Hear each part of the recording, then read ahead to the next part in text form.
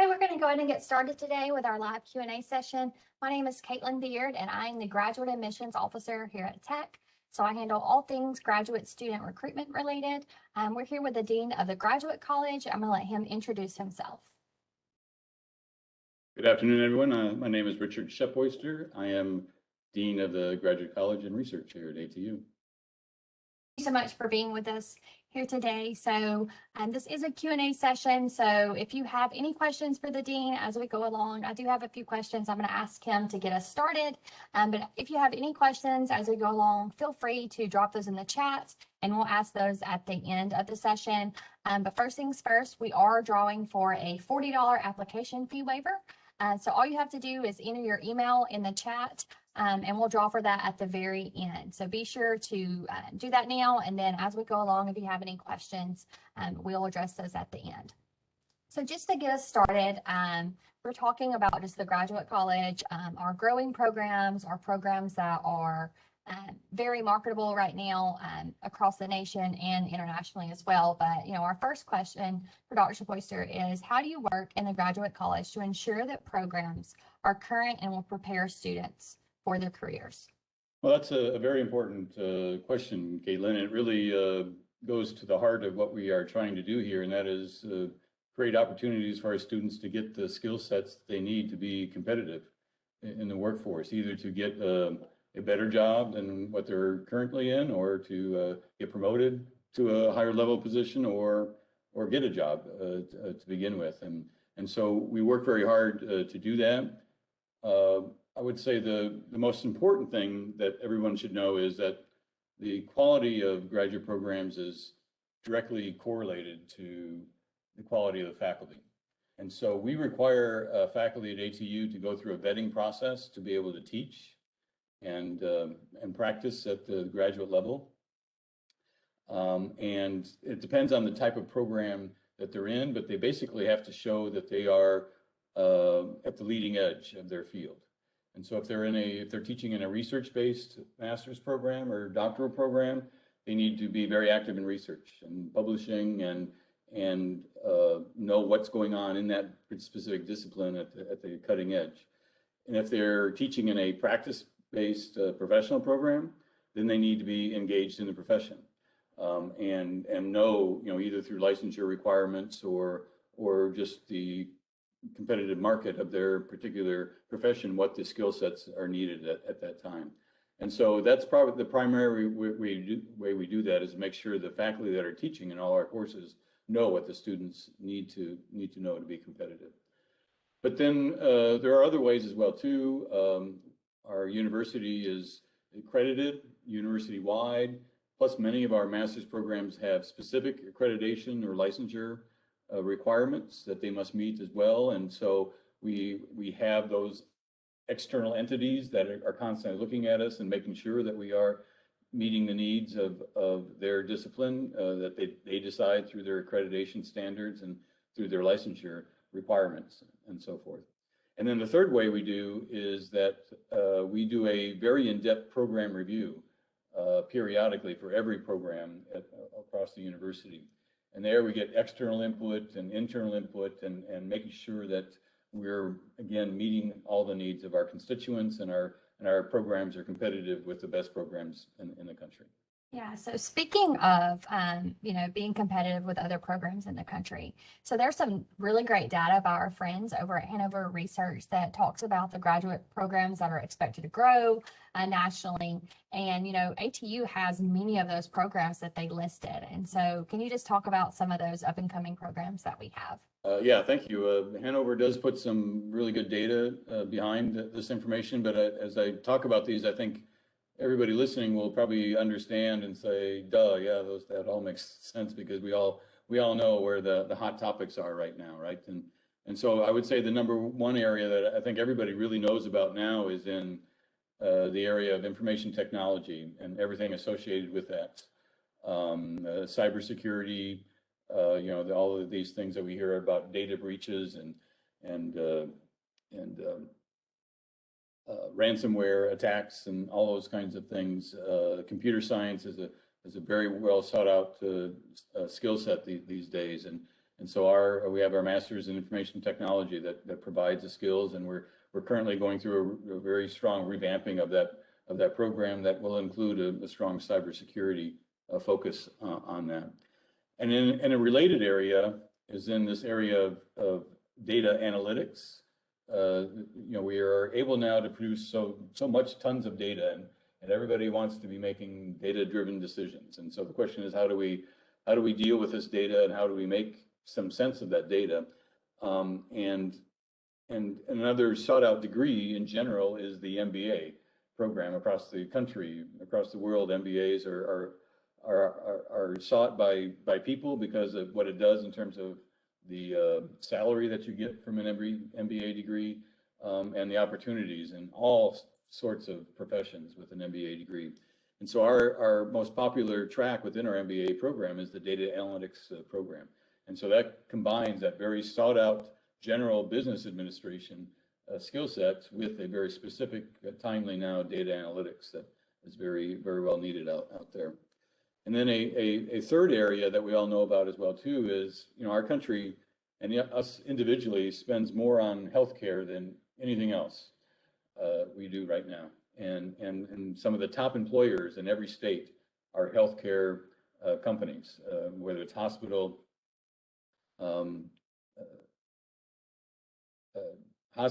or hospital systems or clinics or things like that. Those are typically the top employers of any region. And so we have two programs both in nursing administration and in health informatics. Again, looking at the data side, the health informatics program is of the career health careers. So both of those are again very well sought out and very competitive to get into those programs, but the graduates are very sought out in terms of their skill sets. And then the last area that I would like to mention is in this area of behavioral sciences. And we have our degree in psychology here that helps prepare graduates for jobs in behavioral sciences. Anymore now we're learning more. We need to learn more about in this area of defense and security. We need to understand terrorist plots, for example, by understanding behavioral sciences of the people that are plotting those terrorist acts. And that's just one example. So behavioral science is another. Most recently, this is probably the most recent, really fastest growing field is in this behavioral sciences, and psychology is a very strong program that we have that leads to that. In addition to those programs, though, we also have some niche programs that you can't get in very many places, and some of those are our TESOL program, teaching English to speakers of other languages, our emergency management and homeland security. Emergency management now, everybody's heard of emergency managers these days because we've been dealing with a pandemic emergency now for a year and a half, and emergency managers at all organizations have been kind of leading the efforts to keep people safe during that. And then the last area of our niche programs is in the fisheries and wildlife. And that's very critical for this particular area. We're in a state that is a sporting state, has one of the most extensive federal park systems within our state here, and there's a lot of jobs both locally, of course, nationally in this area, and there's not a lot of programs that produce the skill sets that we do from our programs here. So we have a lot of programs that produce very unique and very in-demand skills for high-paying jobs across the country.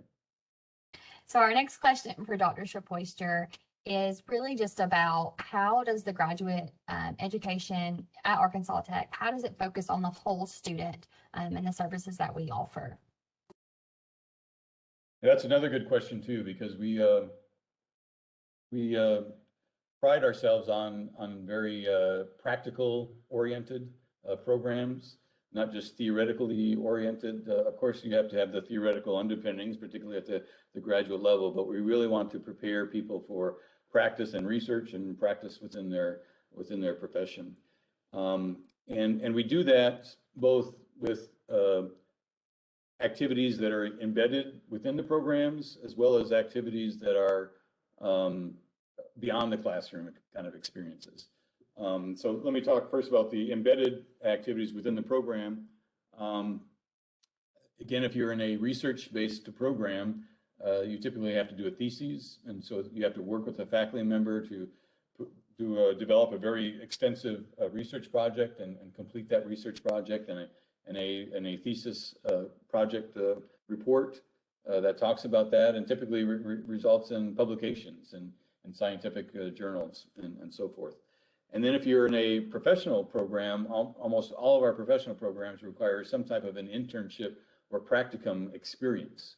And so you actually work on the field with the supervision of both a professional in the practice as well as a faculty member to make sure that you're being able to take the stuff that you do learn in the classroom and apply that in a very controlled kind of situation through a internship or practicum kind of experience. So those are the things that are embedded in our programs. Every program has those kinds of experiences that you can get.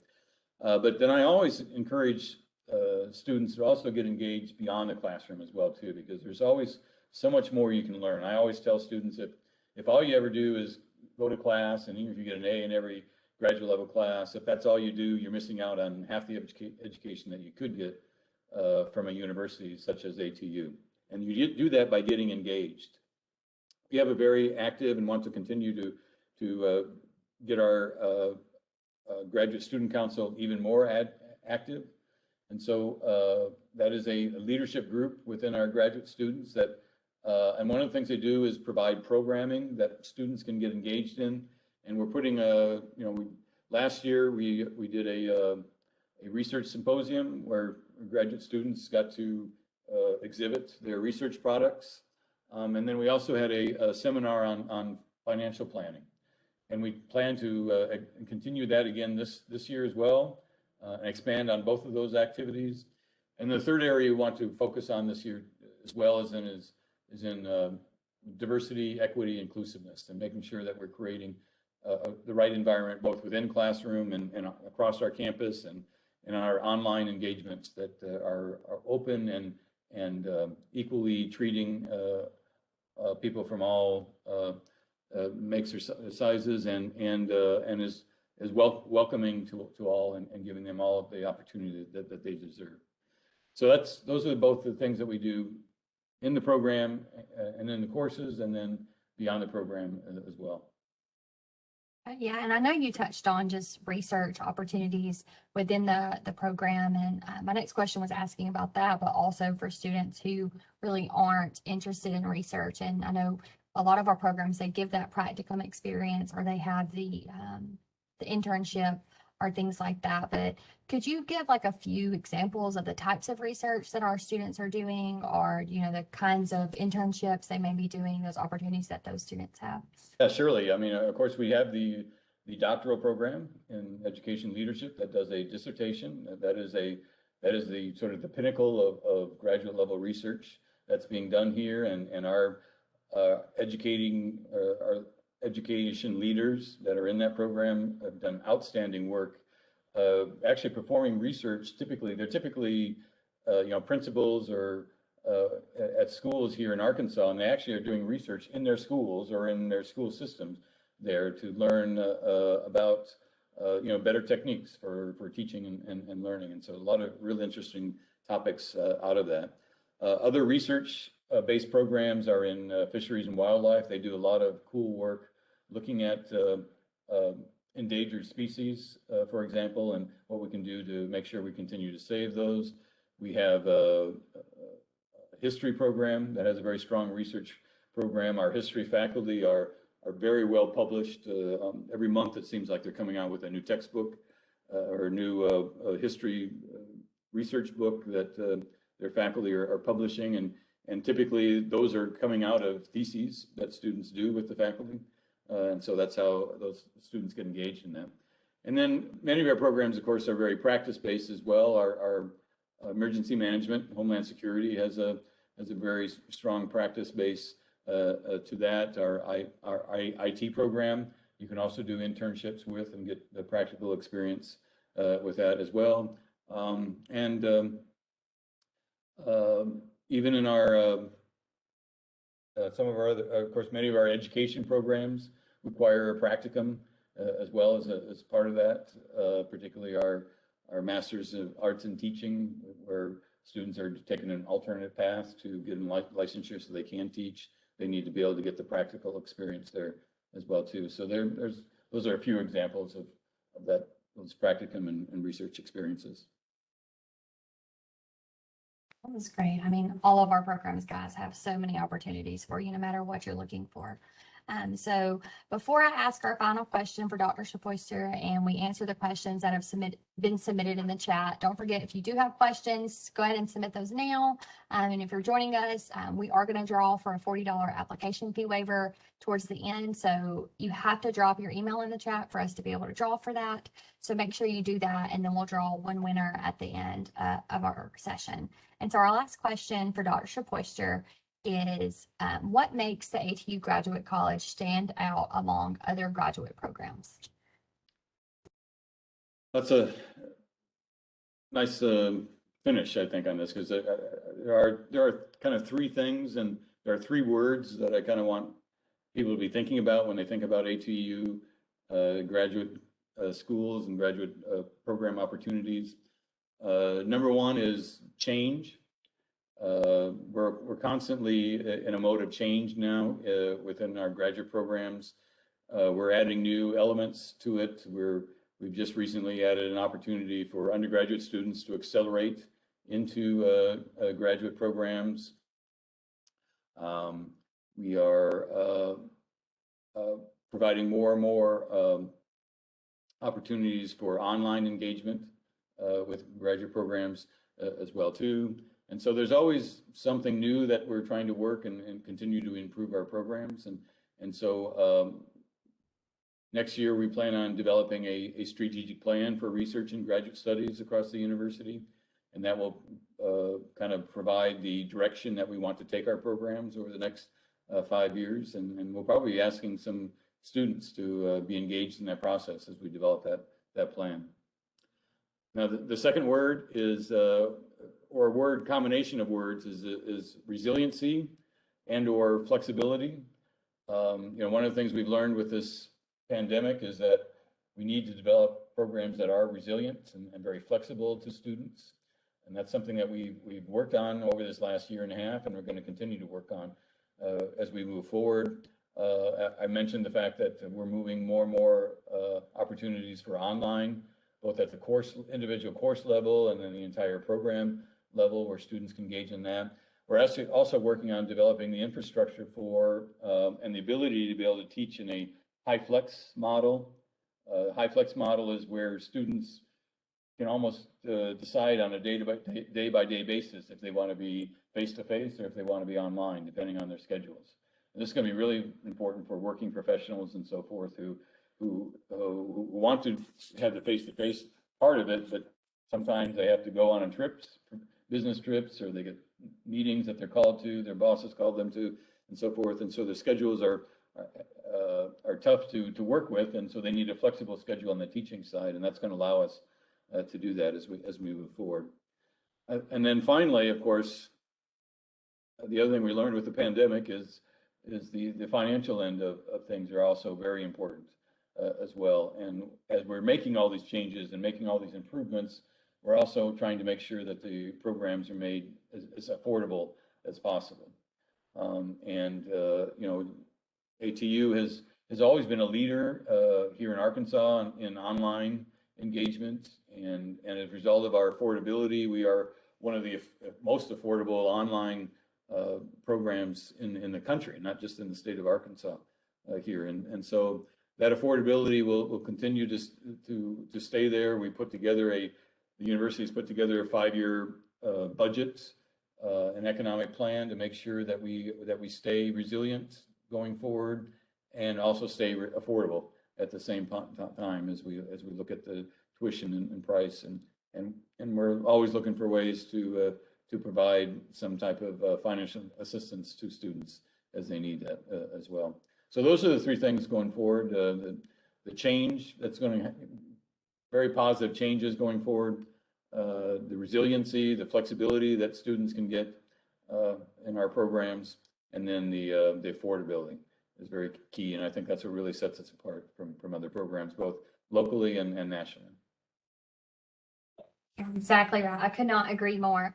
So before we answer questions in the chat, I just want to remind everyone, don't forget to drop your email in there before we draw. You won't be entered if we don't have your email. So one of the questions that we received from the chat, let me pull that up really quick. And so the question is, does the Masters in Homeland Security and Emergency Management adopt topics such as cybersecurity and have special topics courses? Dr. Poyster, if you know the answer to that, or I can kind of allude to it myself if I need to. No, they do have special topics courses. In fact, I was just looking at a student's record today because they offered a special problems kind of a course. So they have that built into the curriculum that times change constantly.